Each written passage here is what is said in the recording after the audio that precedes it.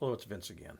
Sorry for the delay in between episodes, but I had computer issues and docking station issues and then some licensing issues. I had a camera issue, and I was sick in between there as well. But anyhow, I wanted to do this brief recording today, covering some things that have come about. Number one, I want to discuss Secretary Duffy's comments, a couple of those. The next phase of construction at Detroit, where they're going to be utilizing the Yankee offset localizer at the airport, and probably instituting some poorly vetted and poorly briefed new procedures, or do the procedures on the fly. Also, I'll be discussing, very limited in this one, but later in episodes I'll discuss it more, that the airline's access and influence with the FAA is, I believe, reached an unacceptable level. And then I'm also going to discuss the DOT OIG report, how it applies to Secretary Duffy, and a couple recordings I'm going to play. So let's move forward. But first, I'd like to discuss Secretary Duffy. I've watched a couple of his interviews, I've watched a couple of his speeches, and he immediately jumped on blaming Biden. And that's not going to help anything. If he wants to continue these reality show sound bites, it's not going to help. This is numerous administrations' fault, numerous. Number two, we talked about fast-tracking controllers. Well, the fast-tracking that we encountered at Detroit, what the facility did is they were certifying people either too quickly, not letting them season and training a little bit more, or certifying people that should not have been certified. And we were told that, well, we're going to certify them anyway. So they were concerned about quantity over quality, and that's going to be an issue, and that needs to be addressed. Me personally, these issues are years and decades of being ignored. It's going to take years and decades to correct them. And me personally, I do not believe, watching him speak or watching him be interviewed, the Secretary Duffy had the intellect to correct or even address any of these problems. The DOT IG report was very clear. Significant lapses in aviation safety oversight and leadership within the FAA. He has the information at his hands, and he is not doing his homework, and this will not be addressed, and it's only going to get worse. Now I'd like to touch on the construction that's upcoming, the next phase of the construction of the Detroit Tower. What will probably happen is they're going to utilize the Yankee offset localizer again, regardless of wind, weather, forecast, or airport conditions. Then they'll probably also move forward with poorly vetted procedures or procedures on the fly in conjunction with poor briefings. And then when something goes wrong, what they will do is blame the tower controllers. As in the past, they will probably not involve the veteran controllers or the local safety councils in setting up these procedures. In the past, they just ignored them. I really don't see any changes in their attitude that they're not going to do that again. This is all to keep the arrival rate on the airport as high as they can. So they're doing some of this for only one or two more airplanes an hour, which makes no sense to me, really, or nobody else in that tower. The two main people that want to utilize the Yankee offset localizer, and they have been involved in this in the past, and I'll touch more on them in subsequent episodes, of course, is David Vosters and Alex Atanga. So now we're going to move into two recordings. They're going to show examples of what happens when they conduct themselves this way. I'll be right back. What this audio recording is going to show is what happens when you conduct air traffic operations without properly vetted procedures, and probably not properly briefed before these controllers did this. Weather's impacting the airport. They have to keep that arrival rate up, so this is what they did. At the beginning of it, you're going to hear the tower and radar supervisor nervously discuss what they just established.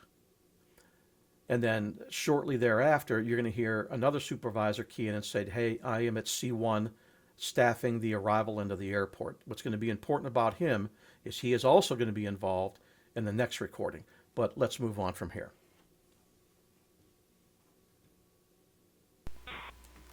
Yeah, but I'll talk to you. Good. This is sweet for us. Yeah, I'll bet. What's it doing to you? Raising eyebrows. It ain't no big deal. Really? Well, I mean, you guys we don't got have no to see 'em, procedures. right? 'Cause- We got no procedures for this. We got the, Yeah, which well. So there you go.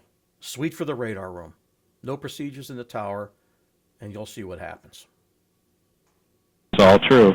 But no, I mean, we got to go around and get a left turn. Yep, that's what I mean. I shouldn't. You guys shouldn't even have to see Yeah. them. I mean, it doesn't affect your departures really. It's right. There you go. they're saying that, oh, this is all we have to do. If this happens, oh, we'll just do this.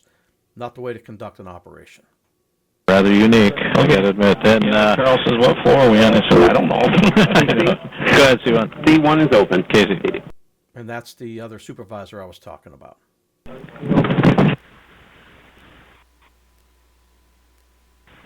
Flo, Yes. will you put that Jackson Sector 1 route thing in there? I didn't even know they were. Yes. Oh, really? Yeah. C1 I think called up with it earlier. Okay, what, Jackson 10 Sector 1 or route, something? he didn't say anything correct. I see. 'Cause That had nothing to do with the operation. It was something that was just not associated at all. CCC1. Have them stop, but it's coming off, turning right back into that arrival traffic for 27. Okay, so what happened there is there was a prop departure that was turned too far, and it was climbing into an aircraft descending into one of the landing runways. Yep. Your control. Turn them and do what you need to do. Kilo. American 17.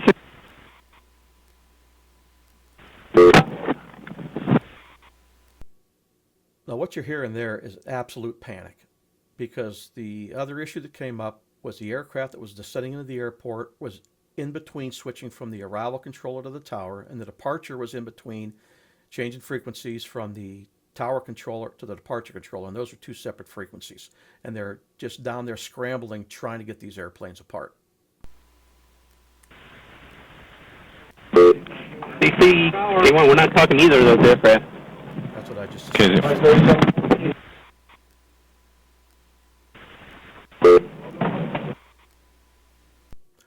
Now, what's going to come up next are the tower and radar room supervisors trying to justify in their heads what just happened and trying to start pushing blame where it shouldn't be. And by the way, the tower controller was the one that they went after. Nobody in the radar room or that tower supervisor that set up this disaster.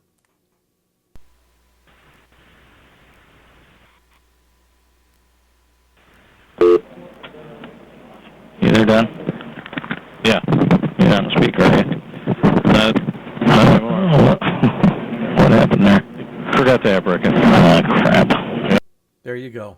That's what happens when you do things on the fly at a busy airport with poor weather conditions. Oh, see, you know that. I'm going to bite the bullet on for this because we don't even have a procedure for this. So, There you go. We really don't have a procedure for this, once again. I can feel your pain. Christ, this is the only thing we can do. We lost our finals for the Northfall. Well, there you go. Well, nothing else we could do. Do like every other airport does. Go into holding, hold the aircraft in the ground, go into a stop, go into a flow, allow the allow the weather to pass, and then continue. That's not what they do at Detroit. Well, let's do that. This should have been a simple one. I don't think there was a loss, to be honest with you. There wasn't a loss. I was the union president and was involved in the investigation for that. Those aircraft got very, very close to each other. I mean, we were lucky. We were like at the marker when he was cutting across there. So Yeah. And I know that, there was visual going on until the guy went to the clouds, so I don't know at what point. is somebody actually looking at it, or Yeah, there will be. who is it? Kevin's probably going to go down and look at it. Okay. So, there you go. Just so you know, we're good. I mean, we discussed it down here. I mean, I know it wasn't a good deal, but Okay. They knew it wasn't a good deal. And that's what continually happens at Detroit. okay. Oh, you didn't think separation was lost? Well, I can't really say that. I don't think it was because I was looking at it here, but When I looked, there was 1,000 feet, and it was close to 3. and he was turning. I mean, he was cutting across there. He was, he turned him straight south there to get my own way. So, all right, I guess we'll have to look at it and see. Okay. Absolutely unacceptable behavior. Kevin, that they're talking about, was the tower operations manager. He was going to go down and look at it, and he is going to come into play with so many other issues in the facility. And again, that'll be in subsequent episodes. You done?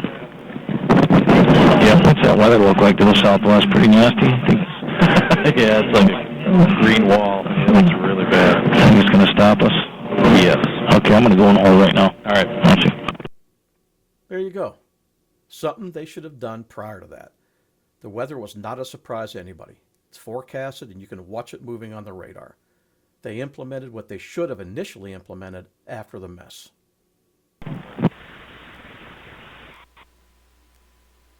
A cab, I need 15-inch trail out dunks and Highwell, one route. Cap Kilo. Second. I was just told that there will be no more 27 left arrivals, and we're going to stay on the north flow, so you can go back to normal headings and normal operations there for the Kilo Props Double D. That pretty much ends the recording. But the double D that you heard, controllers use initials when they are done with their coordination. Double D is David Vosters. So there you go. He's in the radar room for this incident here. Now, I don't know exactly what his input was, but he was the TMC, and he would have set up the flow to the airport for what was executed there. But we'll move on to the next recording, and I'll be right back. This next recording is coordination between the tower and the radar room supervisor after conducting a specific air traffic operation. What that operation was is they wanted to land on the most inboard runway closest to the terminals so they could keep their arrival rate up. During a departure rush where it forced tower controllers to cross that arriving runway to get to a runway further away to depart.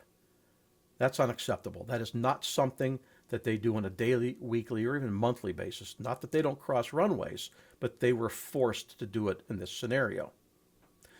Listen to the disdain that that supervisor has for his peer in the tower, and listen how that supervisor in the radar room then in turn involves the controllers. Now, I said before, this particular soup was one that was involved in the previous recording. So he should know better that when you're doing something that is not proceduralized and outside of a daily or even a weekly usage of it, what the outcome could be. And yet, he did not learn from the past and just ignored the safety issues for the tower. The other issue is the reason that the tower controllers didn't hear what the tower supervisor was saying or the response from the radar room supervisors. He didn't have it in the speaker. It was all in his ear. It was like a old phone receiver with a switch on it so they could talk by pushing that button. But everything stayed in the tower supervisor's ear.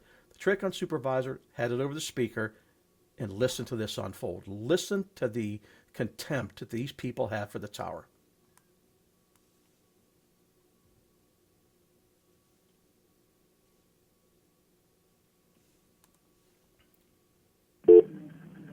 Hello, Tower. Go ahead. Hey, that operation we just did, I don't recommend we do that one again. The operation we did. Yeah, you guys running the 2-2 left and us crossing all these departures. That really wasn't a good operation up here. Crossing what? We were crossing 2-2 left to get to departures out to 2-2 right. Yeah, but isn't there an end around to go around? Yeah, you can't get to the end around. No, I don't know. Yeah. So just for tomorrow, let's not try this tomorrow. I don't know. I mean, we watch you guys cross, guys going from 2-2 right over. So listen to him. He thinks he understands, the radar room guy, what's going on in the tower, and he doesn't. The difficulty that they wanted the tower to do. He just doesn't understand it and doesn't care. So this continues. No, Tom, just trust me. This is bad. I know it's more about attitudes than anything else. That's all. No. Listen to that. Listen to the contempt. Right? It's more about attitude, totally ignoring the safety concerns this supervisor from the tower is trying to pass on. Just doesn't care. No, it's not attitude. I had the best crew in the FAA up here. Now listen how the controllers in the radar room chime in with this fake guffawing. It's just unbelievable. Unbelievable and unprofessional. They were all 100% in. I don't know. Yeah, so It gets I can worse. tell you, I'll trade this crew with any crew out there. Okay.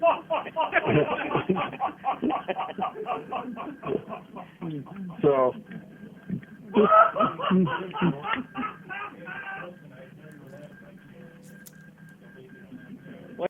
Really?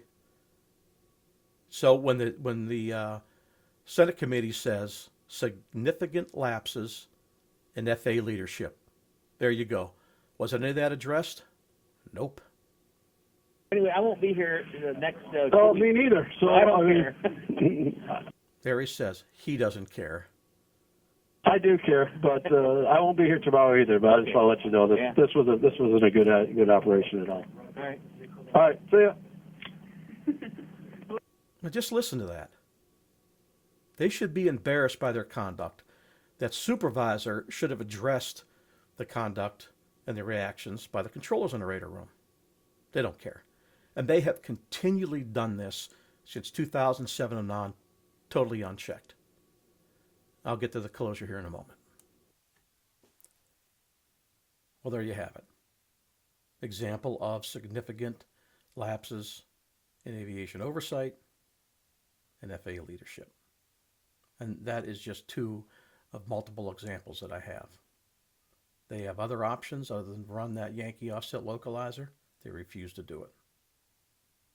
I do not understand why that attitude towards a tower has been festering for years, supported or not going addressed.